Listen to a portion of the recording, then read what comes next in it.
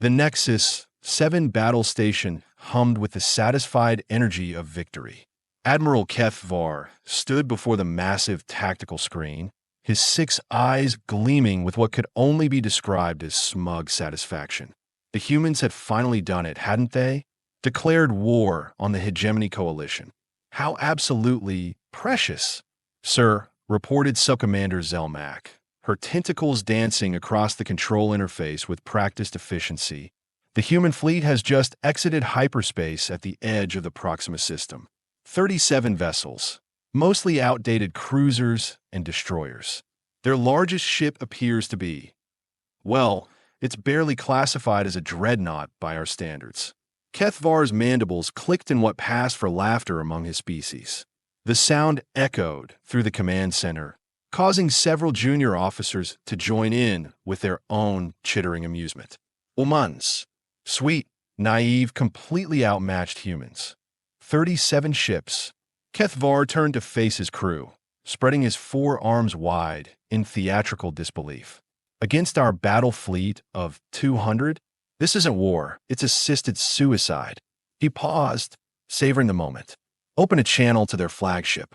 The holographic communicator flickered to life, revealing the bridge of what the humans laughably called a warship. The creature standing at its center was typical of their species. Bipedal, soft-skinned, with only 2 arms and 2 eyes. Pathetic, really, but this one carried himself differently than the diplomatic humans they'd dealt with before. This one had scars running along his jawline and an expression that suggested he'd seen things that would make lesser beings weep. I am Admiral Keth Var of the Hegemony Coalition's 7th Fleet, the alien commander announced, his translator rendering his words into crisp English. You will surrender immediately and prepare to be boarded. Your resistance is not only futile, it's mathematically impossible. The human on the screen didn't flinch, didn't even blink. Instead, he smiled. It wasn't a pleasant smile. Admiral Keth Var, the human said, his voice carrying the kind of calm that made seasoned warriors nervous. I'm Captain Marcus Webb of the Terran Defense Force, and I'm afraid I'm going to have to decline your generous offer. Webb. Marcus Webb. Keth Var made a mental note to remember that name for the war crimes tribunal that would inevitably follow. Captain Webb, surely you understand the tactical situation? Your 37 ships against our 200? Your primitive weapons against our quantum disruptors? This isn't bravery, it's stupidity. You know what's funny about math, Admiral? Webb asked, still wearing that unsettling smile. Sometimes it lies. Before Keth Var could respond, the human cut the transmission. The alien admiral stared at the empty hologram for a moment, then began to laugh again. But this time, his laughter had an edge to it. There was something about that human's eyes, something that whispered of experience earned in blood and measured in survival. Sir, Zelmak's voice cut through his thoughts. The human fleet is there not retreating. They are advancing. In formation. Keth Var turned back to the tactical display.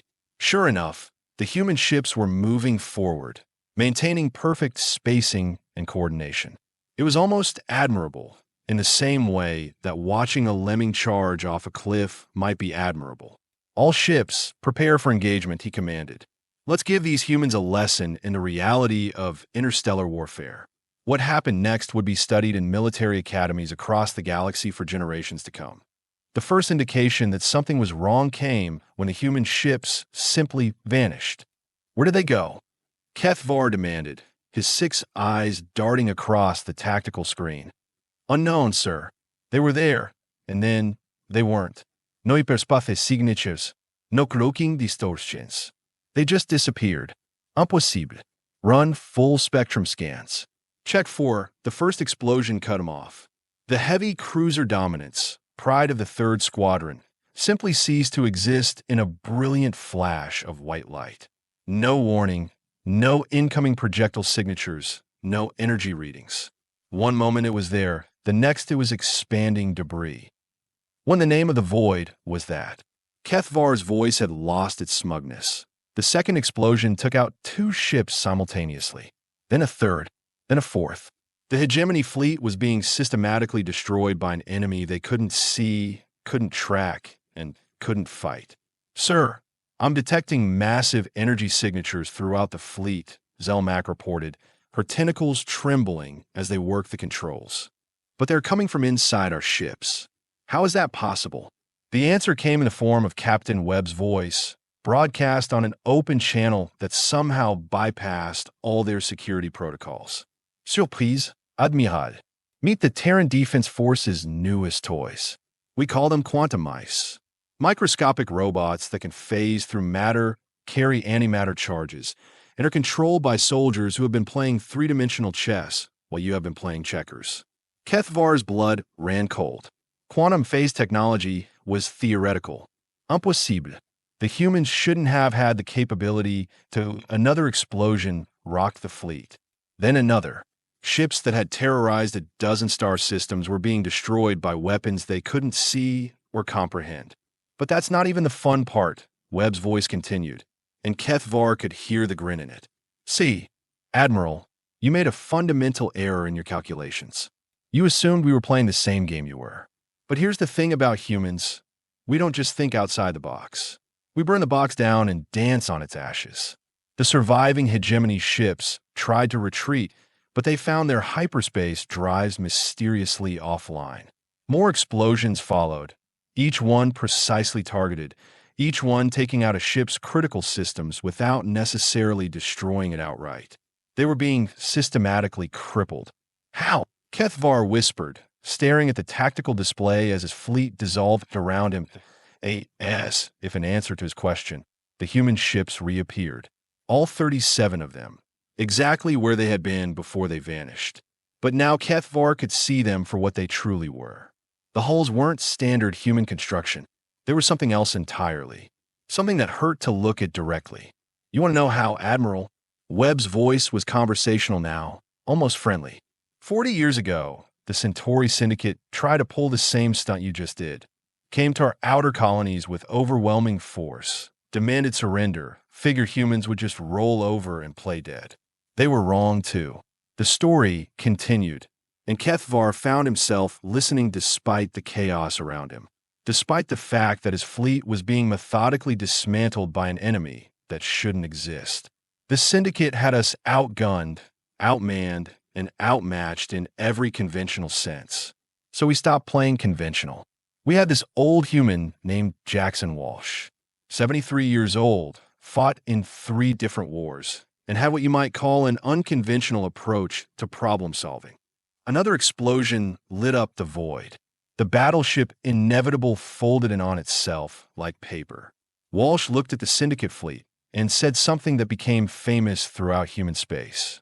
He said, "Boys, we can't outfight them, and we can't outrun them.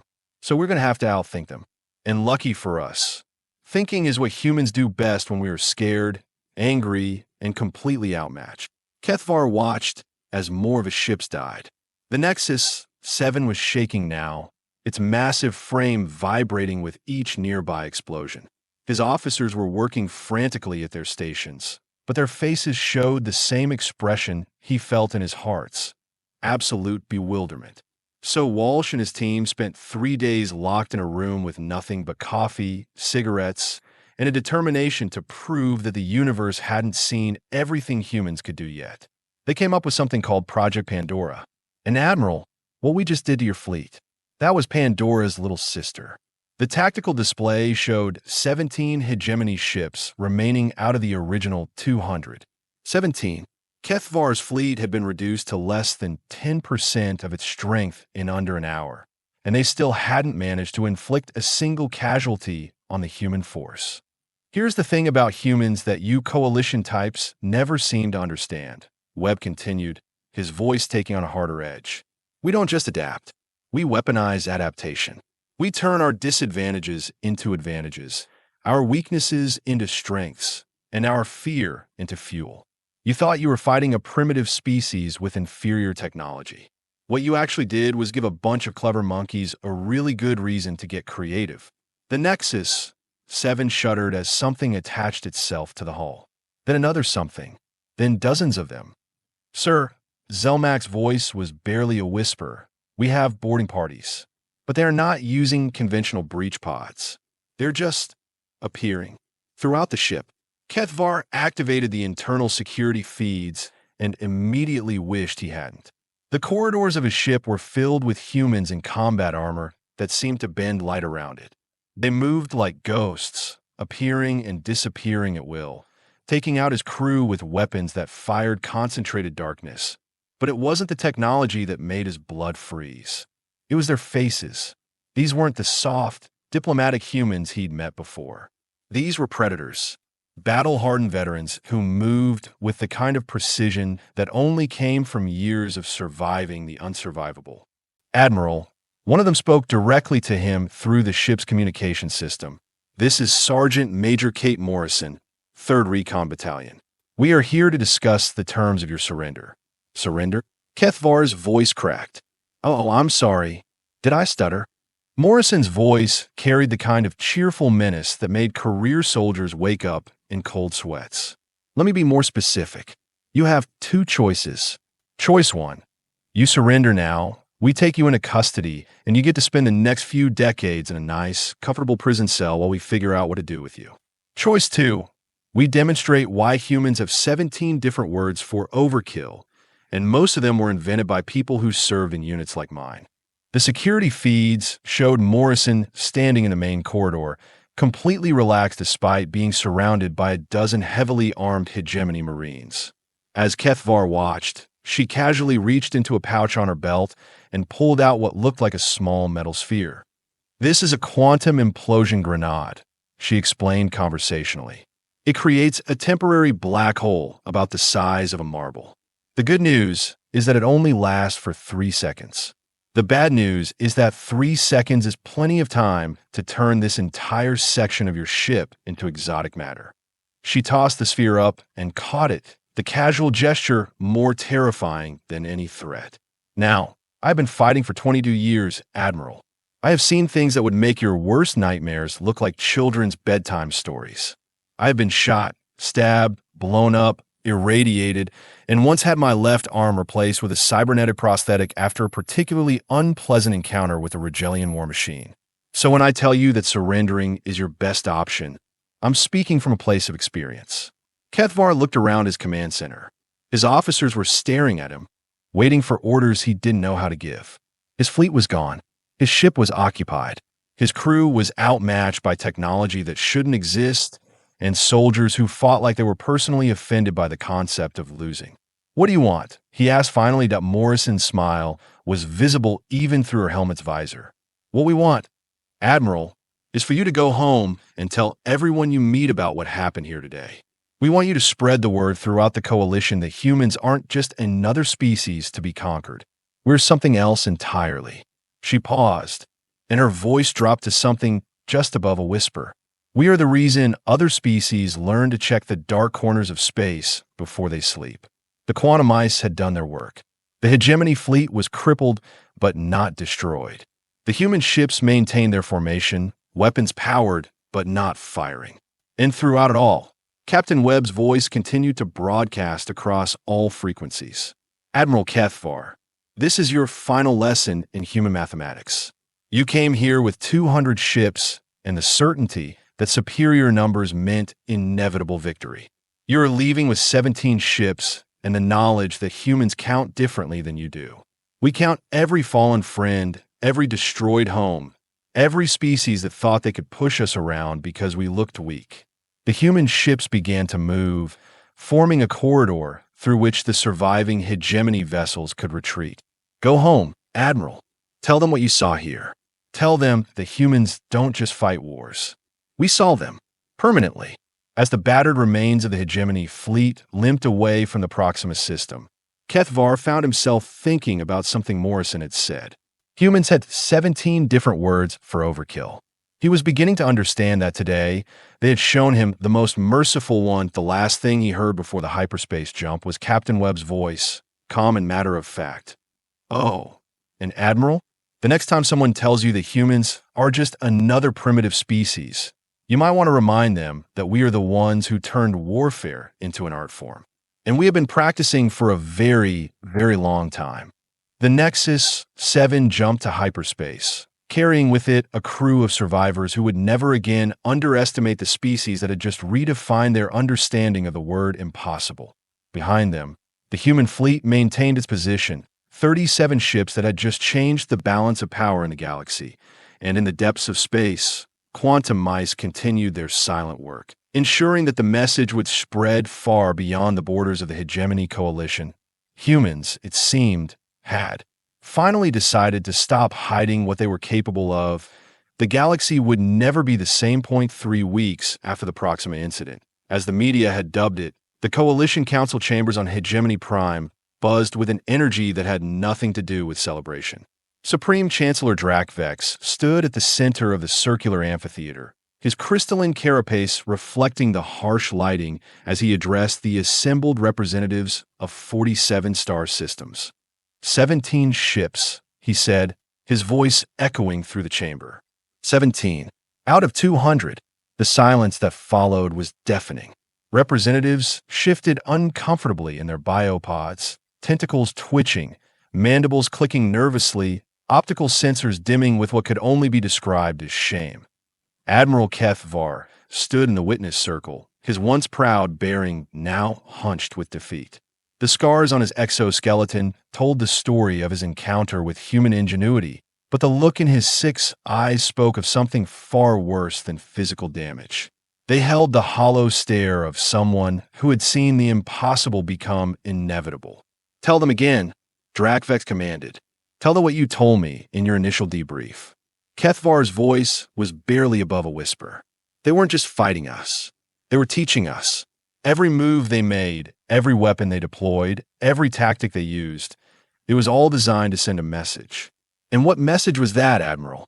The words came out like broken glass. "That they had been holding back. For decades, maybe centuries. Everything we thought we knew about human military capability was what they wanted us to know." Representative Golnim of the Tau Ceti Collective raised one of his sensor stalks. "Surely you are exaggerating. One battle doesn't. One battle." Kethvar's laugh was bitter, harsh. "Representative, in the 3 weeks since Proxima, 17 more coalition fleets have encountered human forces. 17. Not one of them achieved anything resembling victory. The Regelian Third Armada? Gone. The Vegan Strike Force? Crippled. The Centauri Home Guard? They surrendered without firing a shot after what happened to us." The chamber erupted in a cacophony of alien voices, translators struggling to keep up with the overlapping conversations. Drakvex's bioluminescent patches flared, calling for order. "Explain the technology," he demanded. "These quantum ice." Kethvar accessed his neural interface, projecting holographic displays that showed the microscopic devastation wreaked upon his fleet. Nanoscale robots capable of quantum tunneling through solid matter. They carry antimatter charges no larger than a grain of sand, but when they detonate inside a ship's reactor core, the hologram showed the dominance exploding from within, its fusion reactor turning the mighty cruiser into an expanding cloud of superheated plasma. "But the technology itself isn't what should terrify us," Kethvar continued. "It's the implications. These devices require computational power beyond anything we have seen. Quantum processing capabilities that can coordinate millions of individual units in real time across multiple light years. The humans didn't just build better weapons. They built better brains to control them." Representative Zurkala of the Andromedan Syndicate leaned forward in her biopod. "What about their ships? Our intelligence suggested they were using obsolete designs." "They were, and they weren't." Kethvar's display shifted to show the human fleet as it had appeared after revealing itself. Those 37 vessels were indeed built on human design principles, but the materials— Representative, have you ever heard of programmable matter? The silence stretched. Programmable matter was theoretical even for the most advanced coalition species. Their hull plating isn't metal or ceramic. It's a metamaterial that can alter its properties on command. Transparent to energy weapons one moment, reflective the next. Solid when it needs to be, permeable when it doesn't. They were using technology we haven't even figured out how to theorize properly. Chancellor Drakvex's optical sensors focused on something beyond the chamber walls. What else? They're soldiers. Kethvar's voice dropped even lower. I have fought in 37 campaigns across the galaxy. I have seen warriors from species that evolved on high-gravity death worlds. I have faced beings that were literally bred for combat. But these humans, he paused, accessing memories he clearly wished he could delete. They moved like they owned space itself. Like vacuum was just another environment they'd adapted to. Their armor wasn't just protective gear, it was an extension of their bodies.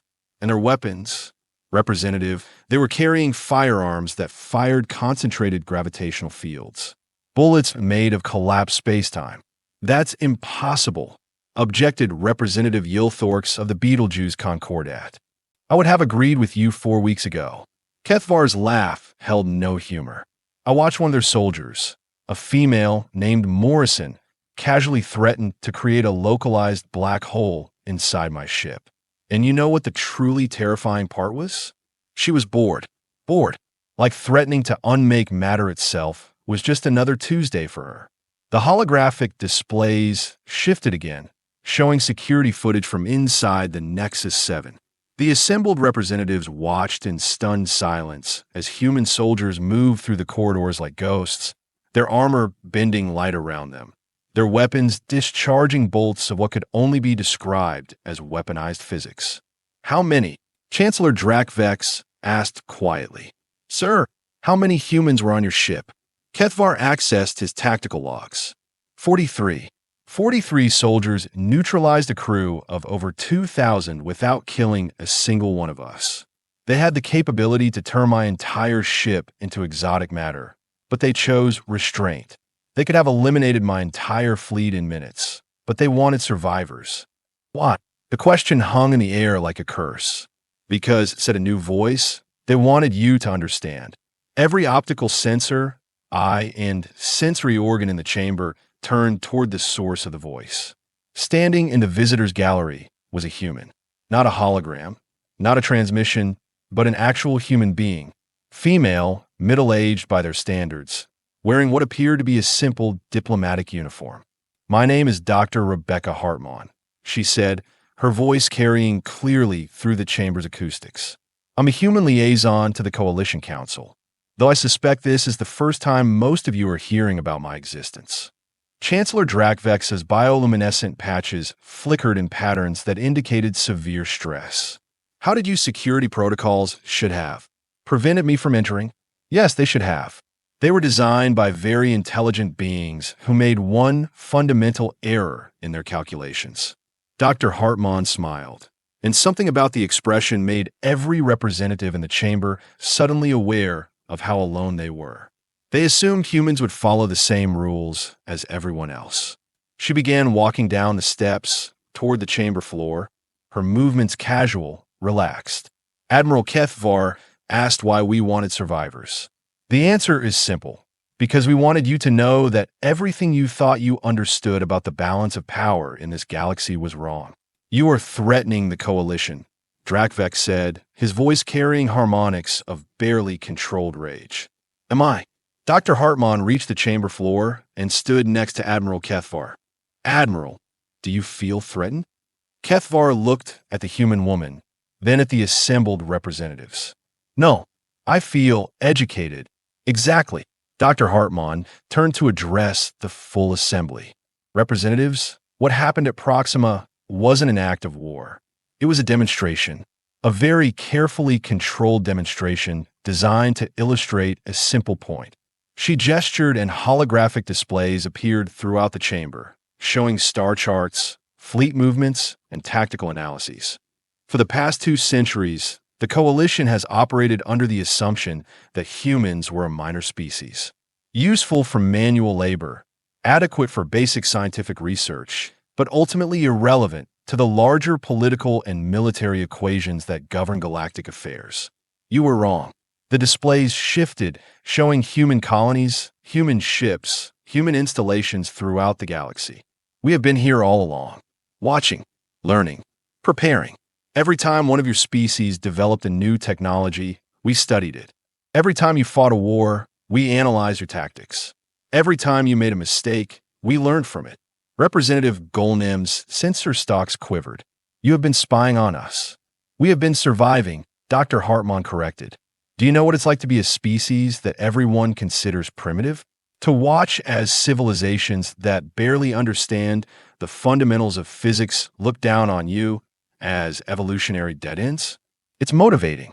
The holographic displays now showed human research facilities, most of them hidden in asteroid fields or disguised as mining operations. The quantum mice that destroyed Admiral Kethvar's fleet, we developed them 60 years ago. The programmable matter hulls on our ships, 40 years. The gravitational weaponry, 30 years. We have been sitting on technology that makes your most advanced systems look like stone knives and bearskins, and we have been waiting for the right moment to reveal it. Why now? Chancellor Drakvex demanded. Dr. Hartman's expression hardened. Because you finally pushed too far? The Hegemony Coalition has been systematically enslaving or exterminating every species you encounter that doesn't measure up to your standards. You have destroyed 17 civilizations in the past decade alone.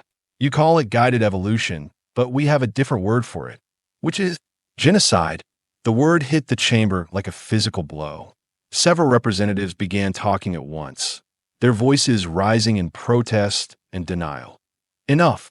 Dr. Hartman's voice cut through the noise like a blade. You want to know what humans are capable of? Let me tell you about the Kepler incident. The chamber fell silent.